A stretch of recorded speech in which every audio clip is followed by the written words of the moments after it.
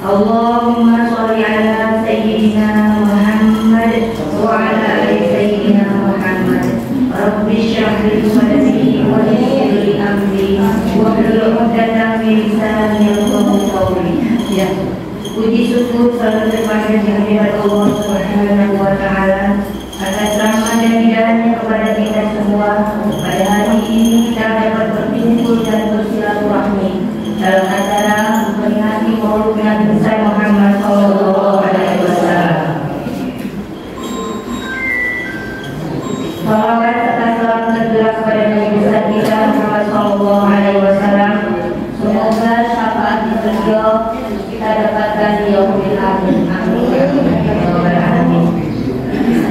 Mohon izin Bapak dan Ibu semuanya, sebelum acara kita mulai, saya bacakan dulu susunan acara peringatan Maulid Nabi besar Muhammad sallallahu alaihi wasallam. Yang pertama pembukaan, yang kedua pembacaan ayat suci Al-Qur'an, ketiga pembacaan sholawat Nabi, empat pembacaan Al-Baqarah dan Tausiah, kelima doa, keenam penutup.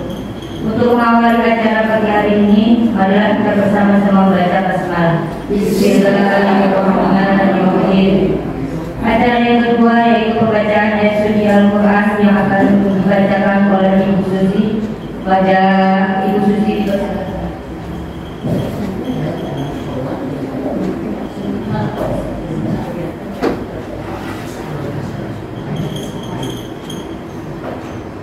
Agak dekat mic-nya.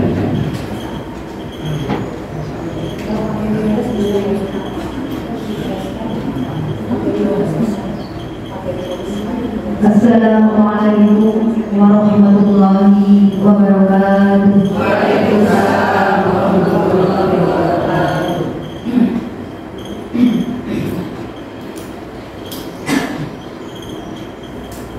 A'udzu billahi minasy syaithanir rajim.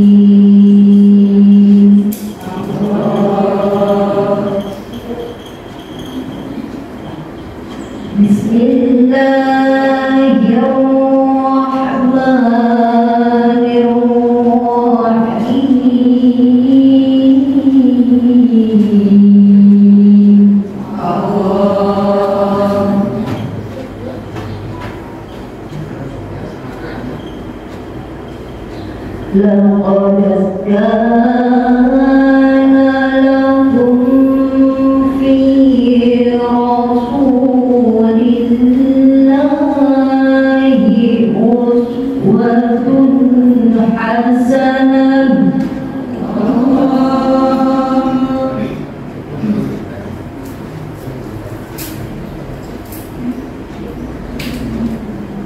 أسوة حسنة حسنة لمن كان يرجو الله واليوم الآخر.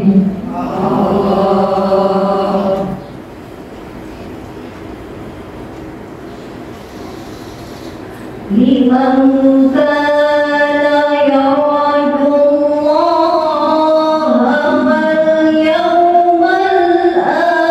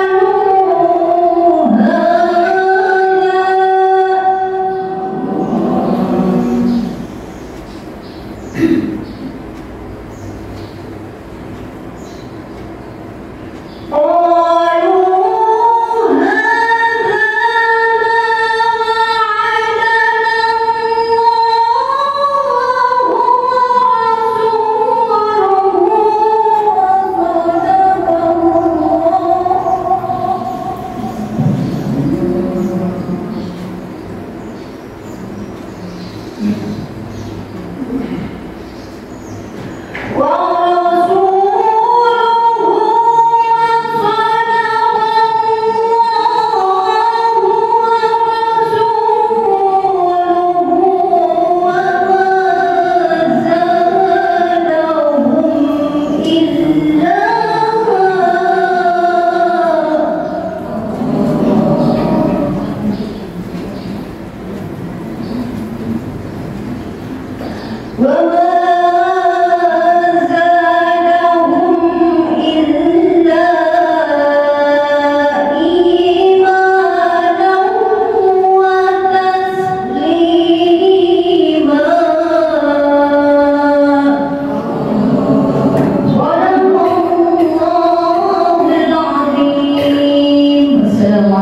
warahmatullahi wabarakatuh.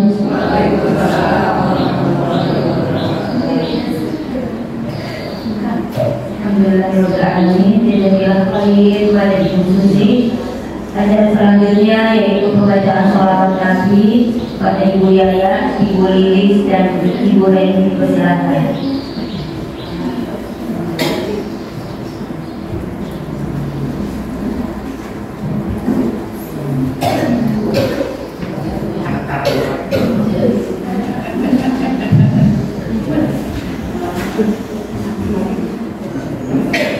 Assalamualaikum warahmatullahi wabarakatuh.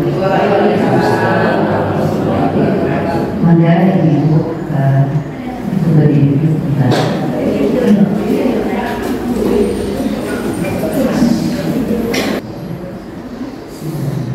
Allahumma sholli wa sallim wa barik alaihi.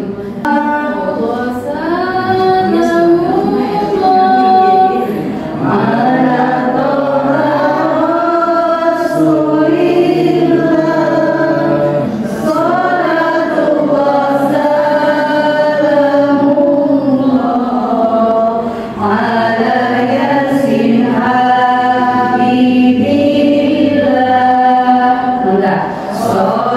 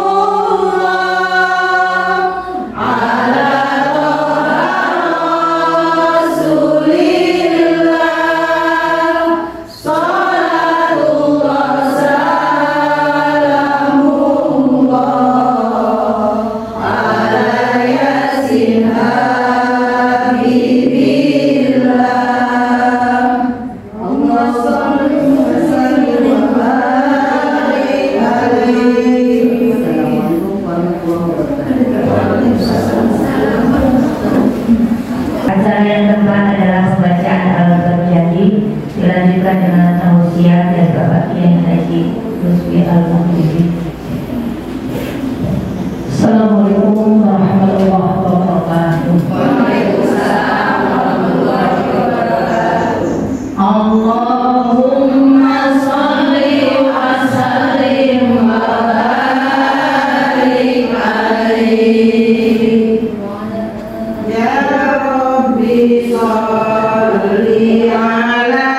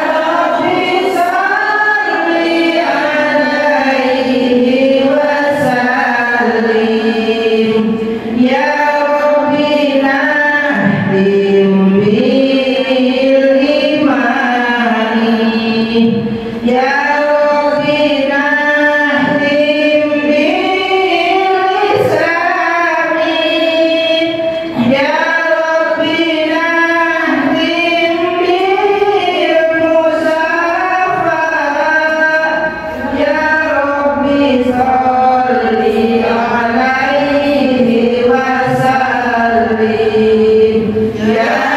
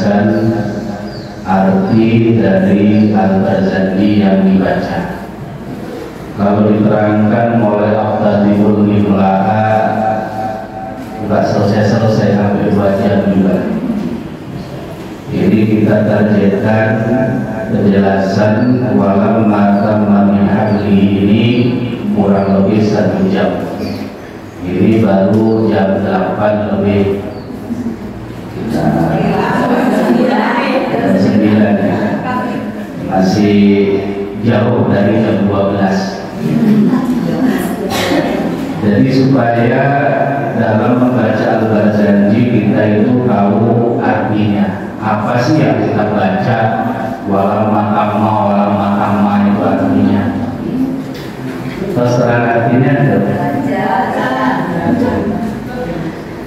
Jadi baca Al-Barzanji atau baca selain Al-Quran, misalkan baca hadis, baca Al-Barzanji, baca Arab yang lainnya, umpama kok salah ini tidak usah. Kayak tadi ibu-ibu misalkan panjang pendeknya salah, tidak usah. Terus yang harusnya dibaca gunnah, terus itu tidak dibaca gunnah, tidak usah. Tapi walaupun tidak usah, nggak enak didengarnya, maka butuh betul-betul walaupun tidak usah tetap memakai tajwid. Nah inilah bedanya dengan membaca Al-Quran. Kalau membaca Al-Quran salah, dosa. Jadi bedanya Al-Quran kok salah pasti dosa. Tapi kalau selain Al-Quran itu tidak dosa. Makanya contoh di sini walamma tamma, dari situ gamenya panjang, walamma tamma, yang kedua pendek. Terus memnya di tasdid, walam itu namanya bacaan gunnah. Gunnah itu artinya kalau ada mim atau nun yang di tasdid itu harus dibaca gunnah. Cara membacanya bagaimana? Berhenti sebentar. Walamma tamma. Nah itu sah. Atau innallaha, berhenti sebentar. Enggak boleh innallaha kalau di tasdid. Innallaha harus berhenti sebentar. Innallaha walamma tamma. Apa sih artinya walamma tamma itu? Walamma tamma itu artinya pada saat sempurna. Tamma itu artinya sempurna. Min hamlihi, hamlihi itu artinya dari kata hamil, hamil. Min hamlihi pada saat kandungan ibunda Aminah atau kanjeng Nabi pada saat sempurna di dalam perut kandungan ibundanya. Apa yang sempurna? Syahroni, 2 bulan. Dari kata syahrun, artinya kalau syahrun itu satu bulan. Kalau syahroni itu artinya 2 bulan.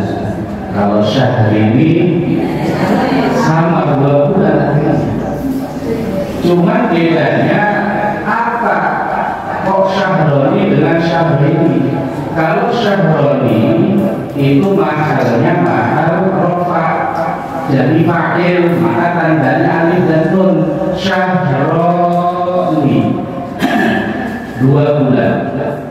Kalau syahrini atau syahrini itu mahalnya mahal rofa, mahal masuk dan mahal jer. Tandanya ya dan nun, maka dibaca syahrini. Karena lidah orang Indonesia ngomong syahrini itu berat, maka dibaca syahrini. Syahrini itu artinya 2 bulan, sama dengan syahroni artinya 2 bulan. Artinya walamma tamma min hamli syahroni, pada saat kanjeng Nabi sempurna di dalam perut kandungan ibundanya, sempurna sudah umur 2 bulan, ala masyhuril aqwalil marwiyah, menurut kaul yang paling masyhur yang diriwayatkan oleh para ulama. Apa yang terjadi kanjeng Nabi umur 2 bulan di dalam perut kandungan ibundanya? Tufiya bil madinatil munawwarati abuhu Abdullah. Tufiya artinya dipundhut sedo atau diwafatkan. Siapa yang diwafatkan? Abuhu Abdullah. Abdullahi ramah atau ayah hadap kanjeng Nabi yang bernama Sayyid Abdullah, diwafatkan oleh Allah. Berarti pada saat kanjeng Nabi umur 2 bulan di dalam perut kandungan ibundanya sudah ditinggal meninggal ayah handanya. Artinya apa? Kanjeng Nabi menjadi yatim. Umur berapa? 2 bulan di dalam perut kandungan ibundanya. Kanjeng Nabi sudah yatim. Nah ini, jadi pemimpin kita, idola kita, Sayyidul Mursalin Kanjeng Nabi Muhammad itu anak yatim, bahkan jadi yatim sebelum Kanjeng Nabi dilahir, yaitu umur 2 bulan. Jadi kalau ada yang berpendapat Kanjeng Nabi menjadi yatim setelah lahir, salah. Yang benar itu Kanjeng Nabi umur 2 bulan di dalam perut kandungan ibunda itu menjadi yatim, itu yang benar. Maka pemimpin kita yatim. Kenapa yatim? Banyak sekali hikmahnya. Rata-rata Nabi itu pasti dari kalangan tidak mampu, bukan dari orang yang kaya, enggak. Karena banyak hikmahnya di sana. Nah itu, jadi makanya ini pelajaran penting kalau bagi ibu-ibu atau yang punya anak yatim, ini nggak usah nunggu, nggak usah sedih. Kanjeng Nabi yatim murni. Bahkan Kanjeng Nabi belum pernah melihat ayah handanya, belum pernah. Kenapa? Ya umur 2 bulan di dalam perkandungan ibundanya sudah menjadi yatim. Nah ini. Tapi Kanjeng Nabi walaupun yatim menjadi sangat luar biasa. Maka orang anak yatim itu kalau ada di rumah seseorang, entah itu mengadopsi atau punya anak yatim, ini dirawat dengan baik. Karena nanti yang nuntut itu Allah, yang memberi jalan itu Allah. Tidak usah khawatir. Nanti makanya bagaimana sekolahnya, bagaimana, tidak usah khawatir. Rumah kalau ada anak yatimnya, insya Allah banyak berkahnya. Jadi makanya banyak orang adopsi anak yatim. Kenapa? Karena rumah yang ditinggali anak yatim ternyata mengandung keberkahan yang sangat luar biasa. Di mana meninggalnya Sayyid Abdullah? Bil Madinatil Munawwarati Abu Abdullah.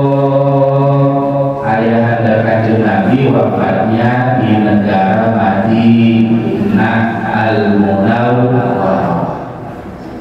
Padahal ayahanda Kanjeng Nabi itu orang asli Mekah, penduduk asli Mekah, domisili juga di Mekah.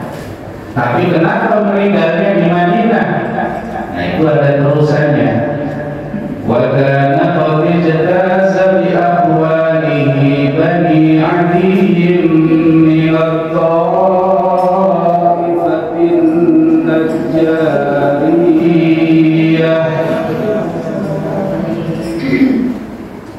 Jadi pada saat Kanjeng Nabi umur 2 bulan di dalam perut kandungan ibundanya, ini ayahanda Kanjeng Nabi pergi ke kota Madinah dari Mekah. Dari tujuan ke kota Madinah tiada lain menurut ulama karena berdagang dan silaturahim kerabat yang ada di negara Madinah. Jarak Mekah Madinah jauh. Kalau naik bis itu kurang lebih sekitar 9 jam kalau tidak salah. Ada yang ingat kalau haji umroh? Kalau tidak salah 9 jam. Benar ya? Saya lupa ya. 9 jam. Dulu nggak ada bus. Dulu pakainya onta atau pakai kuda. Jadi kalau ditempuh perjalanan lumayan jauh. Bus saja itu kurang lebih 9 jam. Dan jarak kota Mekah dan Madinah itu jauh. Bersama siapa ayahanda Kanjeng Nabi pergi ke Madinah? Yaitu bersama akhwalihi Bani Adiyyin minat ta'ifatin najjariyah, bersama paman ayahanda Kanjeng Nabi, yaitu dari Bani Adiyyin minat ta'ifatin najjariyah. Yang Bani Adiyyin ini yaitu masih golongan dari An-Najjariyah, dari kabilah suku terpandang. Dari suku terpandang, kabilah terpandang, karena memang dari kakek Kanjeng Nabi yaitu Abdul Muthalib ini menjadi pemimpin kota Mekah pada saat itu, menjadi suku yang terpandang. Disebut An-Najjariyah itu dari kata najar, dari kata An-Najjar atau kata najar. Najar itu artinya kampak, tahu kampak? Najar itu artinya kampak. Kenapa disebut kampak? Karena kabilah atau golongan Bani Adiyyin itu kalau khitan pakai kampak. Jadi kalau sunat atau khitan pakainya kampak. Maka yang sunat harus ahli. Jadi begitu dipertek, salah perhitungan habis, masa depan hilang. Maka harus betul-betul yang presisi. Jadi nggak pakai pisau. Kalau pakai pisau ini lambat. Jadi secepat-cepatnya pisau masih cepat kan angkat. Jadi untuk iritasi atau untuk kena bakteri itu minimalis kalau pakai angkat. Lah kalau zaman dulu mungkin zaman suami ibu gitu ya, itu sulitannya pakai bambu, bukan pakai pisau, karena dulu belum ada pisau yang stainless, apa namanya? Iris.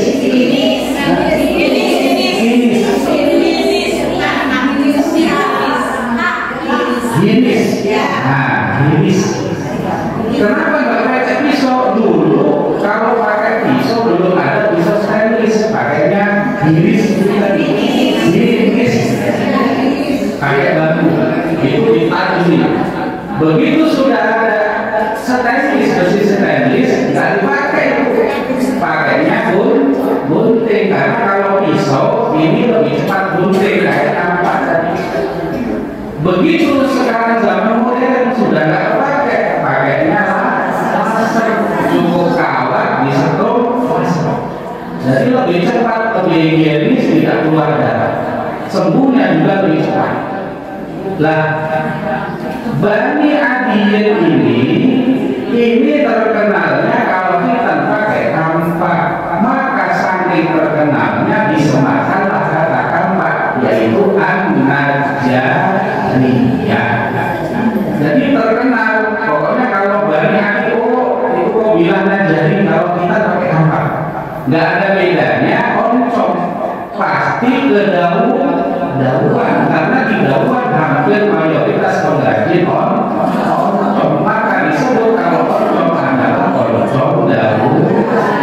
Kalau misalkan ada tukang pandai, satu desa itu tukang pandai semua, maka desa itu walaupun namanya bukan pandai besi, tapi dikasih nama desa pandai besi. Karena saking seringnya kita pakai kampak, maka disebut An-Najjariyah. Orang-orang kalau kita pakai kampak, itu makanya kenapa disebut An-Najjariyah. Kita lanjutkan supaya tidak terlalu lama, kita singkat-singkat. Wa makatha fihim syahran wa saqiman yu'annuna sullahu wa syaqwah.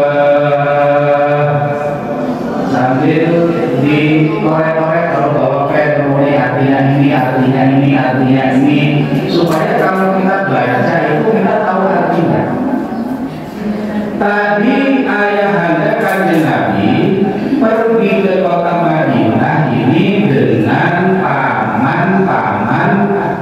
dari ayah anda kanjeng Nabi, yaitu dari mbahnya Abdul Muthalib. Lah tujuan ke Madinah tadi sudah dijelaskan, yaitu untuk berdagang dan juga untuk silaturahim ke saudara-saudara yang ada di kota Madinah. Begitu nyampe kota Madinah, ayahanda kanjeng Nabi langsung menderita sakit. Wa makasa fihim syahran saqiman. Begitu nyampe langsung sakit, di sana sakitnya selama satu bulan. Wa makasa fihim syahran, sebulan, saqiman, sebulan dalam keadaan sakit. Jadi begitu nyampe, boro-boro istilahnya mau bisnis, mau dagang, nggak bisa, langsung sakit. Lah sakit selama sebulan, syahran saqiman, dari kata saqoma. Maka biasanya ada orang yang namai anak Sukmawati. Jangan kasih nama Sukmawati. Kalau memakai kok Sukmawati berarti artinya sakit. Jadi perempuan yang sakit. Maka kalau namanya Sukmawati biasanya sakit-sakitan. Dulu ada artis punya anak dua, Elma siapa ya? Punya anak dua, jadi artis semua, kakak adik. Yang kakaknya namanya siapa lupa, Elma. Kalau yang satunya Sukmawati. Yang adiknya Sukmawati sakit-sakitan sampai meninggal dunia zaman muda. Nah misalkan Megawati sama Sukmawati, Megawati nggak pernah sakit, Sukmawati sakit-sakitan jadi kalau dari maksud nama Sukmawati itu dari kata sakoma, sakit, maka dihindari. Jangan pakai Sukmawati, nama yang lain saja. Karena arti Sukmawati kalau pakai kof itu artinya wanita yang sakit, maka dihindari. Maka kalau namain anak mau pakai bahasa Arab, tanyain dulu sama yang ngerti bahasa Arab supaya tidak salah. Nama kebanyakan di kita namanya khairun nisa, rata-rata jadi khairun nisa. Salah, yang benar khairun nisa, jangan khairun nisa. Beda huruf, kalau Al-Quran satu huruf beda, artinya juga beda. Contoh, khair dengan khair itu beda. Kalau khair itu artinya baik, kalau nisa itu banyak perempuan. Kalau digabungkan khairun nisa berarti wanita terbaik. Tapi kalau khair artinya bingung, dari kata hayaro. Khair bingung, nisa itu artinya perempuan banyak. Kalau digabungkan khairun nisa berarti perempuan terbingung. Nah inilah huruf Arab sangat sensitif, makanya kudu hati-hati. Jangan pakai nama Sukmawati, dihindari. Maka satu bulan ayahanda kanjeng Nabi sakit. Yu'anuna sukmahu wa syaqwa. Sambil dilihat dulu, sambil dilihat.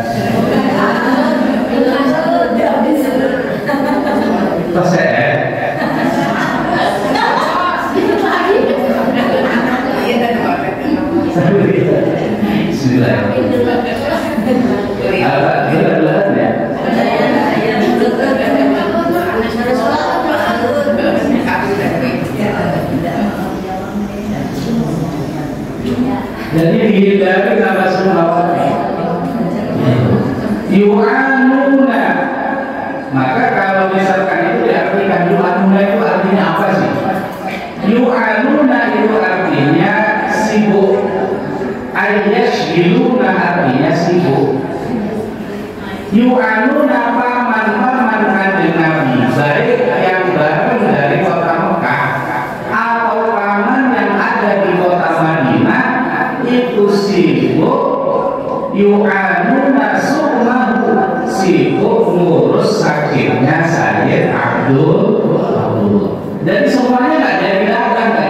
bisnis. Begitu Said Abdullah sakit, disitulah sibuk ngurus sakitnya Said Abdullah. Wa syakwa, syakwa itu artinya aduh-aduhan atau wadul-wadul, bahasa Sundanya mah marurung.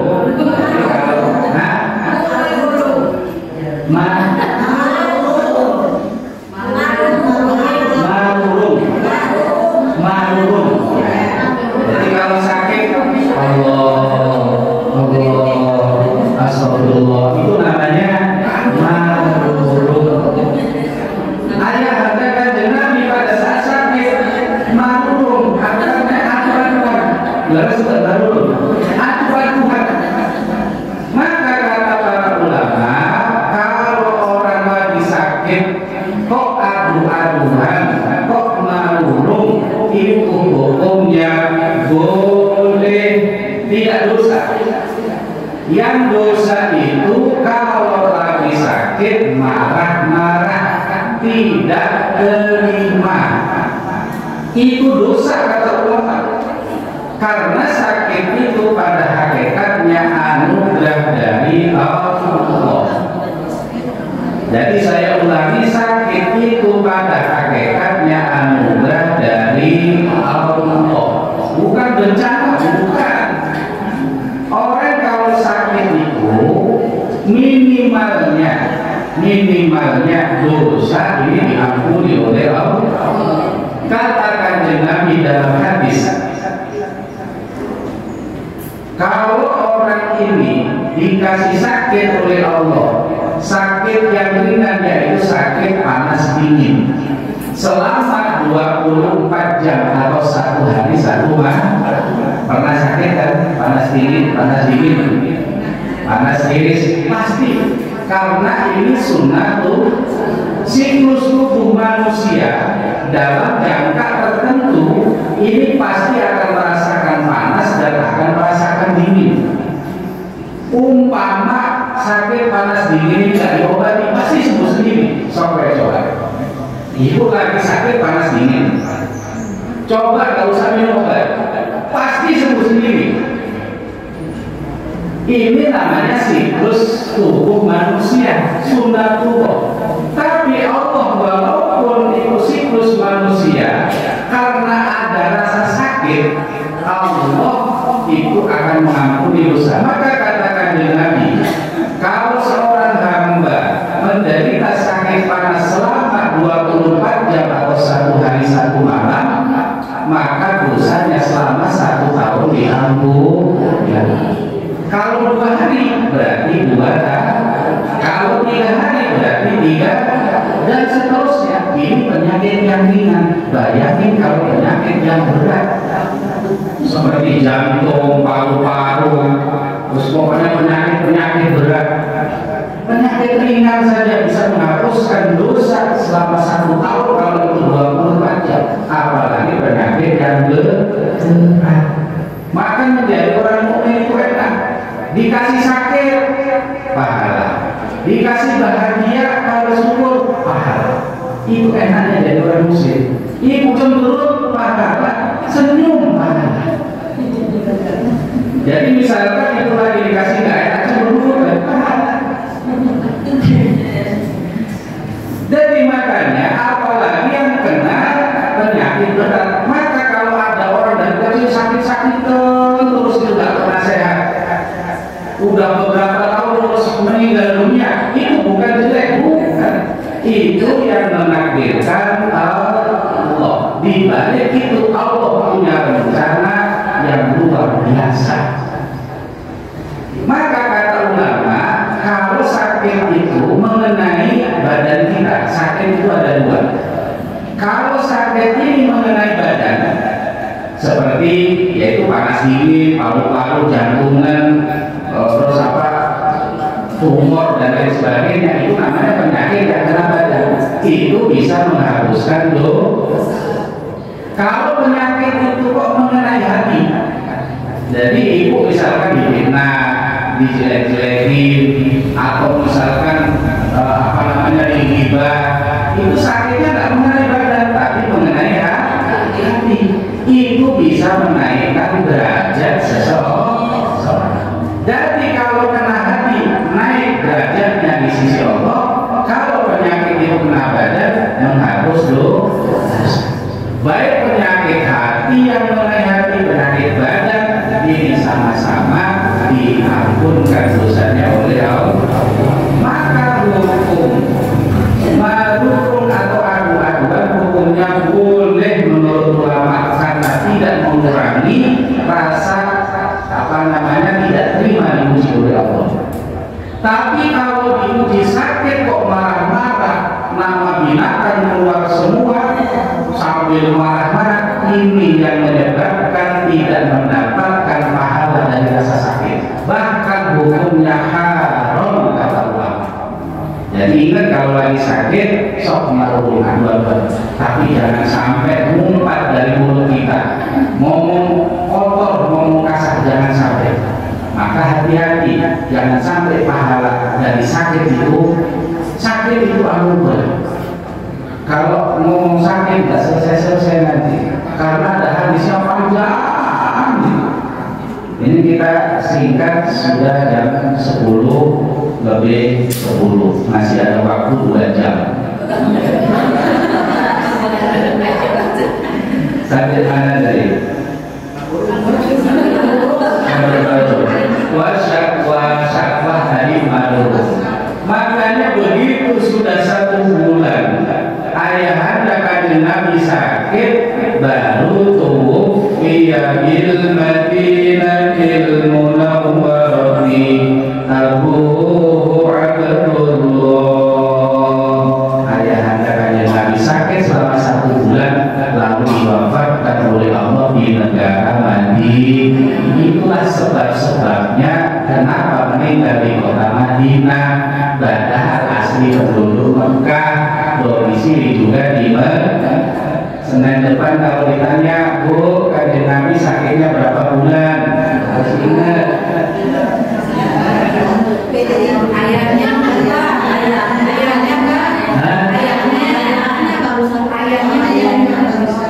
oh, ayahnya kanjeng Nabi kalau ditanya sakit berapa bulan, harus ingat. Terus sama siapa pergi ke Madinah juga harus ingat. Kita lanjutkan. Walamma tamma min hamlihi 'ala ar-rajih 9 ashhurin qamariyah. Walamma tamma sama artinya kayak di atas tadi, sama-sama pada saat sempurna, min hamlihi sama pada saat kanjeng Nabi di dalam perut kandungan ibundanya sempurna. Ala rajih, menurut pendapat yang paling unggul. Rajih itu artinya unggul. Unggul itu paling atas, paling bisa dipercaya. Itu namanya ar-rajih. Menurut kaul rajih, pada saat kanjeng Nabi umur sempurna di dalam perut kandungan ibundanya, apa yang sempurna? Tis'atu ashhurin. Tis'ah itu artinya 9. Ashhurin itu artinya bulan atau banyak bulan, jamak dari kata syahrun. Berarti 9 bulan. Qamariyah atau qamariyatin yang disematkan kepada kalender Hijri atau qamariyah. Kalau kalender umum itu disematkan kepada syamsiah matahari. Tapi kalau Hijriah disematkan atau mengikuti kalender mengikuti bulan. Maka kalau orang hamil hitungannya harus qamariyah, tidak boleh syamsiah, bukan kalender nasional, tapi harus kalender Hijriah. Maka kadang-kadang antara ibu dengan bidan ini biasanya selisih beberapa hari. Kata bidan, ini sudah 2 minggu. Ibu ingatnya, ini sudah 3 minggu. Nanti kalau begitu sudah mau lahir, Bu,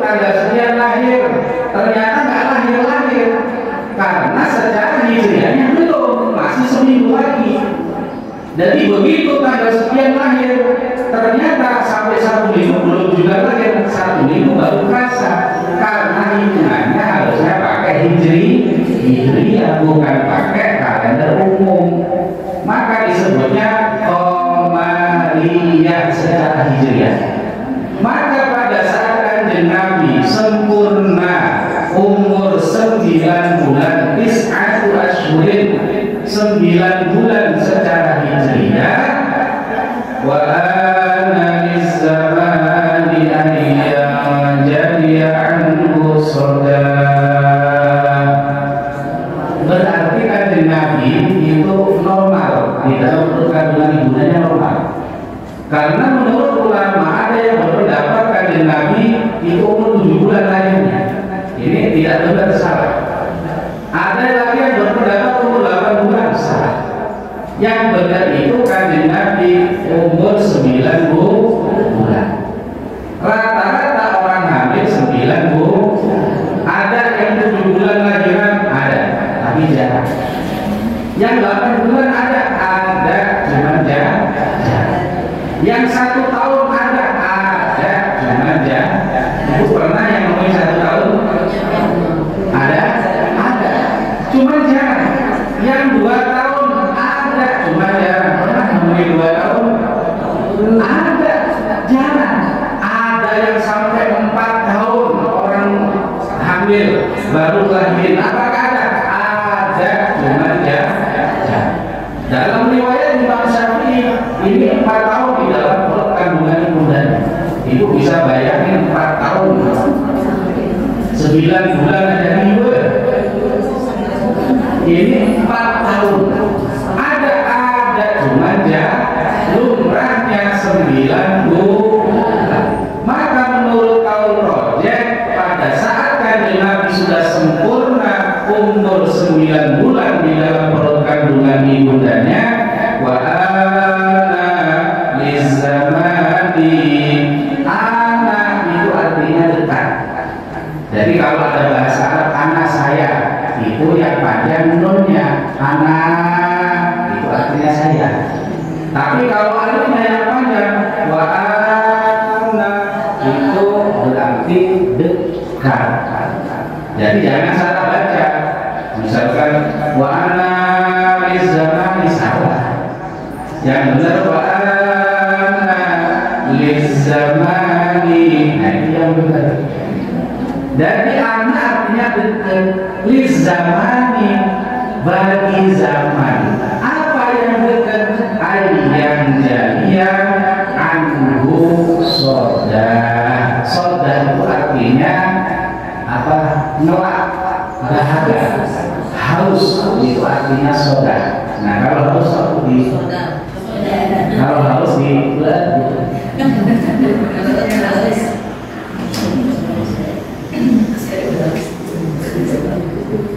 soda itu artinya, makanya kalau minuman soda, nah itu panggilan haus. Soda itu dari bahasa Arab. Jadi soda itu artinya haus. Bagi zaman ini sudah dekat ayyam jaliyah, itu artinya ibarat kulit itu dikupas. Jadi menghilangkan, itu menghilangkan kulit, namanya ayyam jaliyah. Bagi zaman ini sebentar lagi dahaganya akan hilang. Kenapa zaman ini diibaratkan lama tidak minum air, tidak kesiram air, gersang zaman ini. Zaman ini sudah lama tidak ada utusan Allah, tidak ada ajaran agama. Karena kalau Nabi sebelum Kanjeng Nabi Muhammad, kalau Nabinya wafat, maka ajarannya sudah selesai, nggak bisa terus, enggak. Contoh misalkan Nabi Musa wafat, udah selesai. Kalau misalkan Nabi Isa misalkan wafat, udah selesai. Lah zaman Nabi Muhammad dengan zaman Nabi Isa itu lumayan panjang, sekitar 600 tahun. Maka zaman ini sudah lama dahaga, bahasanya sudah lama tidak kena ajaran agama. Kenapa diibaratkan air kelahiran Kanjeng Nabi? karena air ini sumber dari segalanya.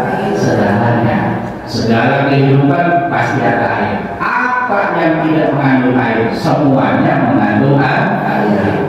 Tubuh manusia hampir mayoritas itu air. Maka Kanjeng Nabi diibaratkan air. Maka zaman ini ajaran Kanjeng Nabi diibaratkan air. Zaman yang sudah lama dahaga dengan Kanjeng Nabi umur 9 bulan, berarti sebentar lagi zaman akan kesiram air. Zaman akan kedatangan Nabi. Zaman tidak akan dahaga. Itu maksudnya anali zaman ayat jadian hadarun mahu lailata maulidihi. Biasanya rata-rata kalau dibaca hadarun yang benar ummahu. Hadarun mahu lailata maulidihi Asiyah wa Maryamu fi niswatin ilal hadiratil qudsiyyah. Sudah lemes Bu? Nanti udah disiapkan makannya dari sama ibu. Jadi karena sudah umur 9 bulan maka otomatis sudah mau lahir. Maka pada saat Kanjeng Nabi mau lahir malam harinya sebelum kelahiran Kanjeng Nabi, hadara ummahu lailata maulidihi Asiyah. Pada saat Kanjeng Nabi mau lahir, ini ibunda Kanjeng Nabi hadara, kedatangan kehadiran namanya. Sebelum melahirkan Kanjeng Nabi, Siti Aminah aslinya Sayyidah Aminah, bukan Siti Aminah, Sayyidah Aminah. Cuma lidah orang Indonesia, orang Asia, kalau ngomong Sayyidah susah, maka jadi Siti. Itu asal usul Siti. Siti Jenar aslinya Sayyid Jenar. Kalau perempuan Sayyidah, kalau laki-laki Sayyid. Cuma susah, beda orang Jawa dulu kalau ngomong Sayyidah susah, makanya Sayyidah jadi Siti. Maka disebutnya Siti Asiyah, aslinya Sayyidah Asiyah. Pada saat Kanjeng Nabi sebelum dilahirkan, ibunda Kanjeng Nabi ini kedatangan yang pertama namanya Siti Asiyah. Siti Asiyah adalah sahabat istrinya Fir'aun, wanita sholihah, wanita suci, punya iman yang kuat luar biasa. Tidak pernah yang namanya imannya ini lemah, kuat. Siti Asiyah wanita sholihah, punya suami brengseknya luar biasa. Fir'aun itu sudah brengsek-brengseknya orang, sudah jahat-jahatnya orang, tapi punya wanita istri sholihah luar biasa. Makanya jangan heran kalau wanita sholihah suaminya brengsek, nggak usah kaget. Fir'aun itu saking brengseknya akhirnya ngaku sebagai Tuhan. Karena Fir'aun ini dikasih oleh Allah satu kelebihan luar biasa. Terus pokoknya Fir'aun itu nggak pernah digigit nyamuk, nggak pernah sakit flu, nggak pernah sakit panas dingin, nggak pernah yang namanya ngerasain sakit apa belum pernah.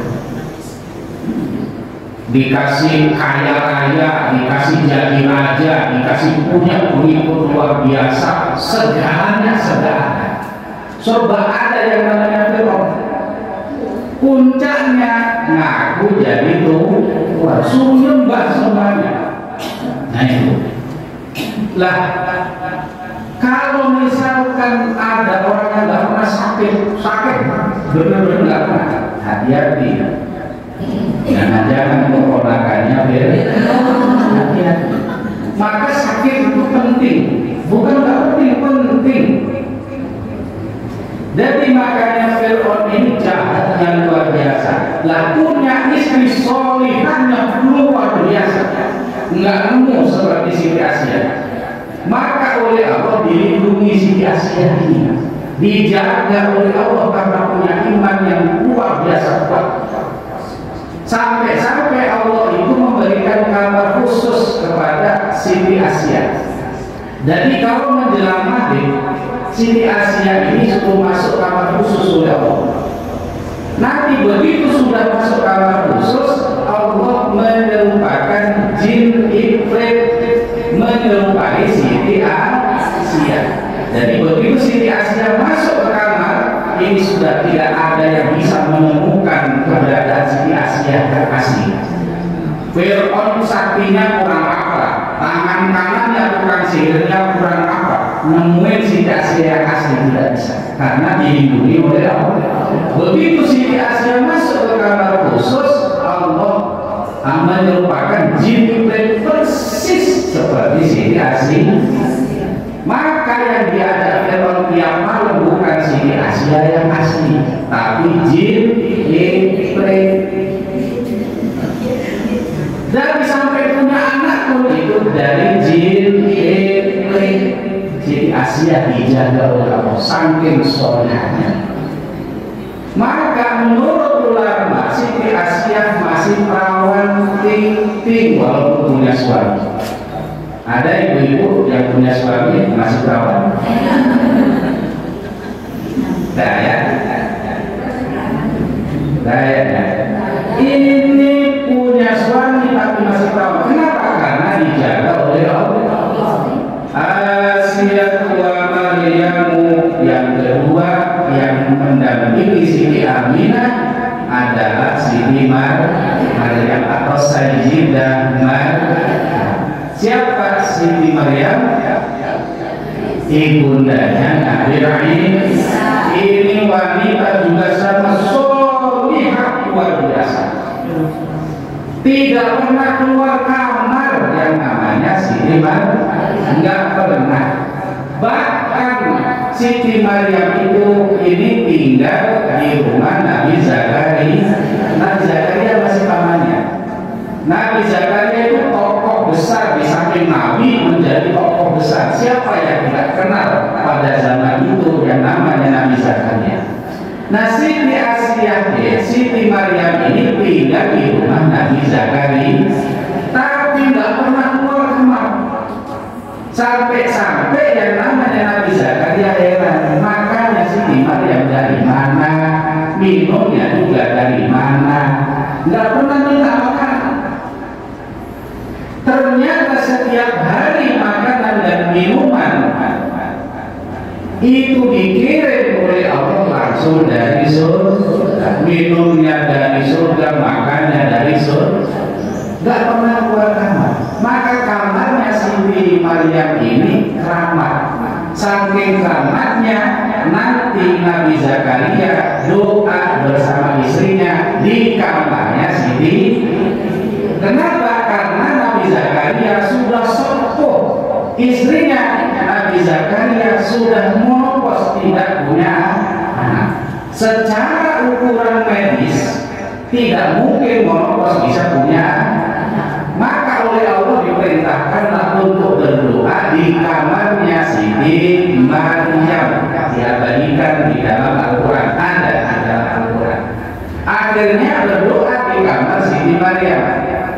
Begitu sudah berdoa, Allah memberikan putra Nabi Zakaria walaupun istrinya sudah monopos. Ada nggak yang monopos hamil? Nah, secara medis itu tidak mungkin. Secara medis.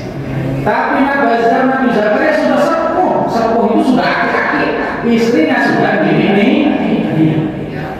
Tapi kamar Siti Maryam ini keramat itu artinya mulia. Doa di sana akhirnya punya putra.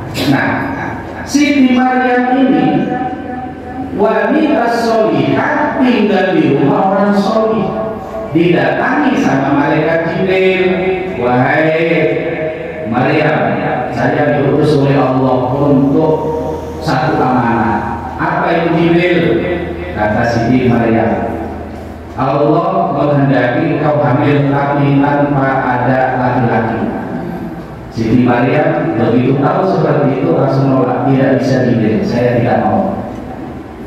Karena bagaimana nanti saya ujuk-ujuk hamil gak punya suami, gimana akhirnya kamu bisa bayangin Jibril? Saya gak pernah keluar kamar, paman saya lapar panjang, ujuk-ujuk saya hamil. Coba kamu bayangin, saya dapat menolak Jibril. Apa kata Jibril? Wahai Maryam, saya hanya menyampaikan amanah. Mau tidak mau, kamu harus mau. Akhirnya dengan terpaksa karena itu amanah langsung dari Allah, akhirnya Siti Maryam menerima dengan lapang hati, resikonya urusan belakang. Akhirnya ditiuplah Siti Maryam oleh malaikat Jibril, sehingga Siti Maryam langsung mengandung. Dan mengandungnya beda dengan mengandung seperti orang biasa, seminggu 2 minggu beda, lebih cepat, kandungannya tidak ada bahasanya kayak orang hamil biasanya nggak ada.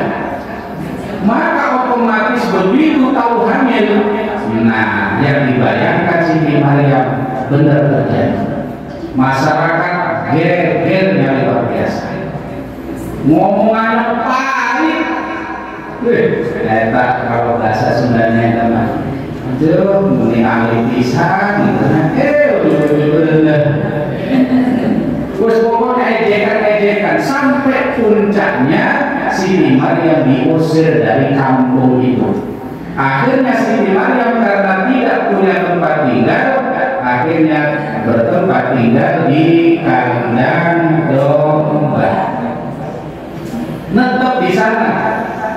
Lah pada saat melahirkan di bawah pohon kurma yang dekat kandang domba. Ini beda tulisannya dengan kitab Injil, kitab Taurat yang ada di gereja-gereja. Mereka menggambarkan bahwa saat melahirin ini ada di kandang domba. Salah. Orang Kristen kalau bikin acara coba itu di kandang domba, itu salah. Yang benar itu di luar kandang domba, di bawah pohon kurma. Nah itu. Begitu melahirin, dibawalah oleh Siti Maryam ke rumah Nabi Zakaria. Di sana orang sudah ramai, nanya siapa bapaknya, ini diabadikan di dalam Al-Quran.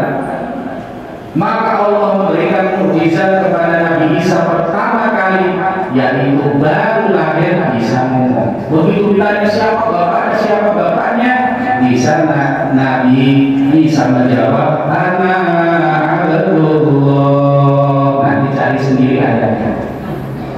Saya ini hamba Allah, bukan anak A, bukan anak B, bukan anak C, bukan. Saya adalah hamba Allah. Ini mukjizat pertama Nabi Isa yang dicantumkan di dalam Al-Quran.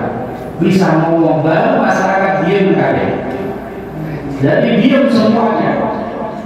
Nah di sini kata ulama, cara melahirkan Siti Aminah juga beda seperti umumnya orang.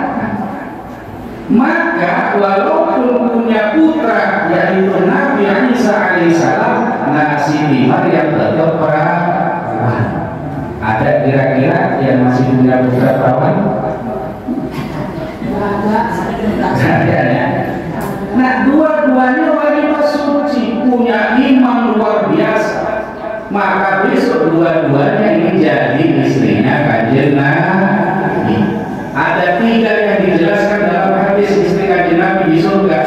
Yang pertama Siti Asia, yang kedua Siti Maryam, yang kedua Ummi Kulsum, saudaranya Nabi Musa alaihissalam. 3-tiganya wanita suci, semuanya masih perawan. Besok di surga jadi istrinya Kanjeng Nabi Muhammad sallallahu. Nah ini sekedar informasi. Di surga rata-rata istrinya lebih dari jadi siap-siap dulu. Kalau misalkan nggak tahu nanti khawatir kaget. Itu kayak gini. Nah, saya kasih tahu dulu. Rata-rata di surga lebih dari bisa banyak tergantung dari amaliyah masing-masing.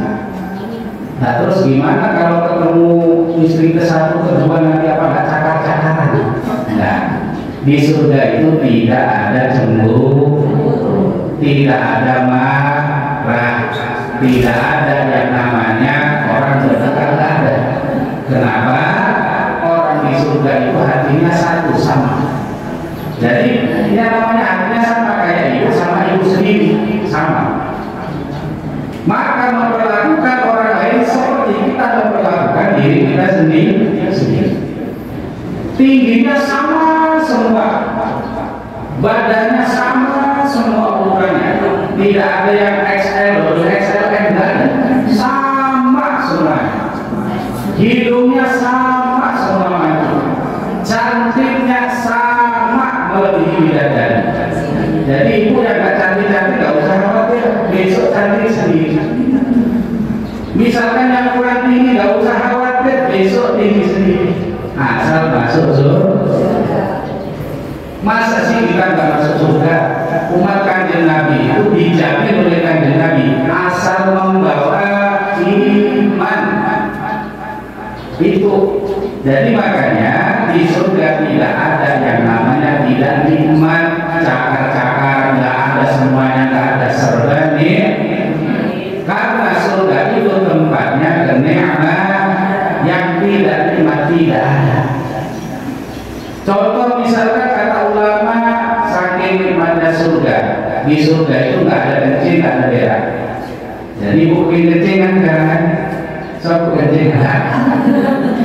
Di surga itu nggak ada kencing, nggak ada berak, saking nikmatnya surga. Di surga saking nikmatnya juga nggak ada masak, nggak ada. Jadi kalau mau makan masak dulu nggak ada, saking nikmatnya surga. Kalau kepingin makan bagaimana? Menurut ulama cukup ya, kita kepingin A langsung datang A, kepingin B langsung datang B. Ya contoh lah yang bisa kita masuk akal. Kalau kita nginep di hotel, kita ada menu kan itu. Kalau sekarang nggak usah telepon, menu di layar, tinggal pencet A, nanti bentar lagi nasi goreng Prancis pencet langsung datang. Surga lebih cepat dari itu. Begitu nggak usah pencet di surga, cukup pencet kepingin es, kepingin apa datang langsung. Saking nikmatnya surga, nggak ada yang namanya bertengkar, enggak. Saking nikmatnya surga, maka perkara yang tidak nikmat tidak ada di surga, semuanya serba kenikmatan. Ibu misalkan nanti punya suaminya istrinya banyak, nggak ada cemburu. Makanya tenang guys, cemburu adanya di dunia. Mumpung di dunia punya cemburu, sok cemburu ke suami, habis-habiskan sok nggak apa-apa. Mumpung ada besok sudah tidak. Ini saking nikmatnya surga. Fi nisbatin minal hadiratil qudsiyah. Ternyata yang hadir menemani Siti Aminah bukan hanya 2 orang, tapi fi nisbatin, perempuan-perempuan banyak. Dari mana? Minal hadiratil qudsiyah, dari tempat al-qudsiyah yang suci, yaitu dari surga. Bidadari ikut menemani Siti Aminah pada saat mau melahirkan Kanjeng Nabi. Jadi ini apa namanya hebatnya maulid. Maka saya kasih tahu, kalau misalkan maulid al-Ghazali dibacakan di air, dibacakan di makanan, dibacakan di garam, atau di makanan yang lainnya bentuk apapun, maka siapapun yang memakan makanan ini kata ulama, bukan kata saya, bisa dilihat keterangannya dalam hadis hadis riwayat Ishaq. Jadi kalau misalkan makanan itu mau air, mau itu gandum, beras, makanan apapun atau garam misalkan, kalau dibacakan maulid Kanjeng Nabi terus makanan itu dikonsumsi oleh siapapun orangnya, masuk ke perut kita maksudnya, maka makanan yang sudah kita bacakan maulid tadi yang masuk ke perut kita tadi ini terus bergerak tidak mau diam sampai dosa orang yang makan tadi diampuni oleh Allah. Ini hebatnya kalau maulid. Jadi makanan kan sekarang ada makanan ini, minuman ini. Minuman ini kalau sudah dibacakan tadi ya Rabbi bil Mustafa, tadi sudah ya Rabbi sholli ala Muhammad, ya Rabbi sholli alaihi wasallim, terus mulai awal tadi dibaca dari Alhamdulillah awal sampai sekarang masih belum selesai. Nanti sampai mahal rupiah.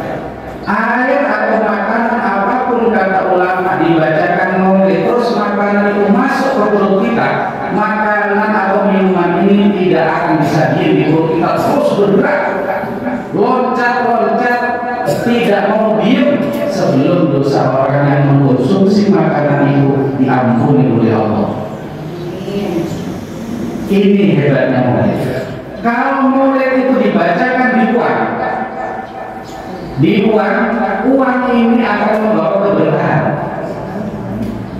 Jadi misalkan uang itu dibacakan maulid, uang itu disimpan di tempat duit yang lain, maka akan mengundang duit yang lain juga. Kalau tempat itu entah itu rumah, entah itu masjid, entah itu musola atau tempat apapun kalau dibacakan maulid, maka para malaikat di situ menaungi dengan rahmat. Sampai malaikat Jibril, Mikail, Israfil, malaikat tempat ini muter-muter sampai dosa orang yang mengadakan maulid ini diampuni. Makanan ini, minuman ini kalau dibacakan maulid bukan sembarang minuman. Maka kata para ulama, dia begitu masuk dikonsumsi di perut kita, dia loncat-loncat, gerak terus tidak mau diam sampai dosa orang yang memakan makanan tadi diampuni oleh Allah. Maka kenapa di mana-mana mengadakan maulid? Kalau mengadakan maulid jangan lupa baca riwayat Kanjeng Nabi. Boleh misalkan baca apa, tapi tetap riwayat Kanjeng Nabi itu dibaca. Hatta diulillah bismillahirrahmanirrahim sampai mahalul qiyam. Diceritakan karena maulid itu menceritakan kelahiran Kanjeng Nabi. Maka sebelum mahalul qiyam saya ceritain dulu, saya bacakan dulu riwayatnya. Minuman kata ulama, makanan bentuk dalam apapun kalau sudah dibacakan maulid, begitu masuk dikonsumsi makanan itu terus bergerak tidak mau diam selama dosa orang yang mengkonsumsi tadi itu belum diampuni oleh Allah. Nah ini maka Abu Jahal kenal Abu Jahal, Abu Lahab kenal. Siapa mereka? Memang pernah kenalan.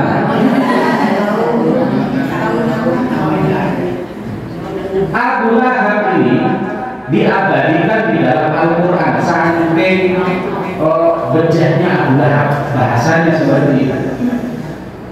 Jadi bukan sekedar kafir, saking bejatnya Abu Lahab diabadikan di dalam Al-Quran bahwa Abu Lahab selama-lamanya masuk neraka. Tapi begitu hari Senin, malam Senin dan hari Senin, Abu Lahab ini tidak disiksa. Menurut ulama diringankan siksanya atau tidak disiksa malam Senin atau hari Senin. Kenapa?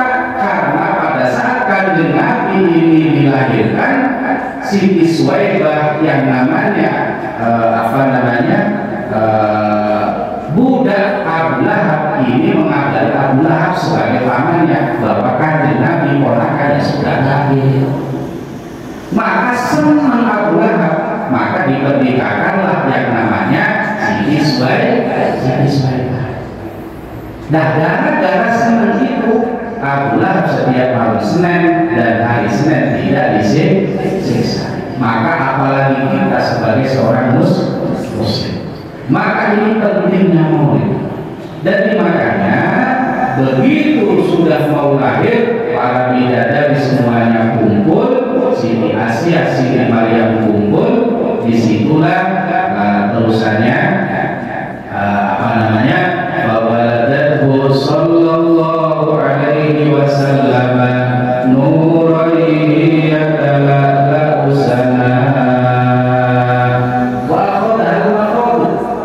Begitu sudah siap semuanya, Siti Aminah ini merasakan al-mahad atau sakit sebelum melahirkan. Begitu sudah merasakan al-mahad, fawaladatuhu sallallahu alaihi wasallam, lalu Siti Aminah melahirkanlah Kanjeng Nabi Muhammad sallallahu alaihi wasallam, atau yang kita sebut dengan Maulidin Nabi sallallahu alaihi wasallam, atau kelahiran Nabi sallallahu alaihi wasallam. Nur melahirkan cahaya, ya talala usana sallallahu alaihi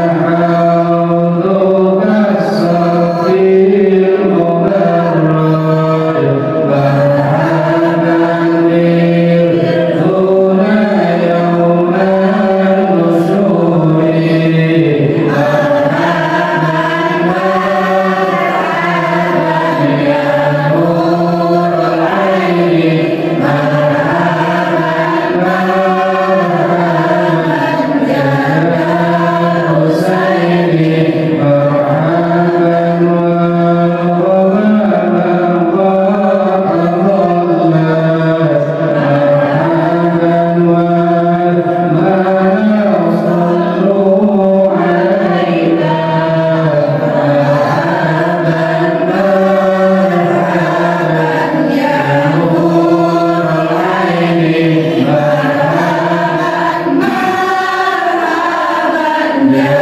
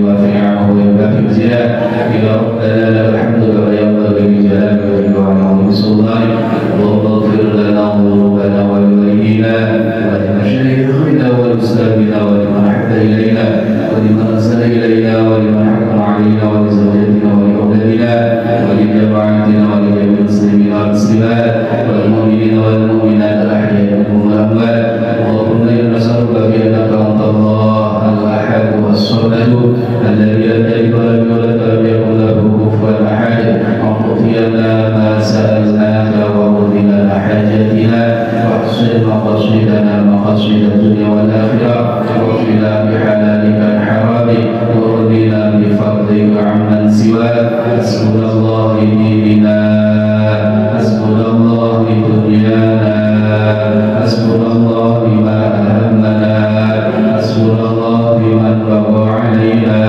حسبنا الله بما كان بسوء ولا حول ولا قوة إلا بالله ربنا آتنا في الدنيا حسنة وفي الآخرة حسنة وقنا عذاب النار سبحان ربك رب العزة عما يصفون وسلام على المرسلين والحمد لله رب العالمين.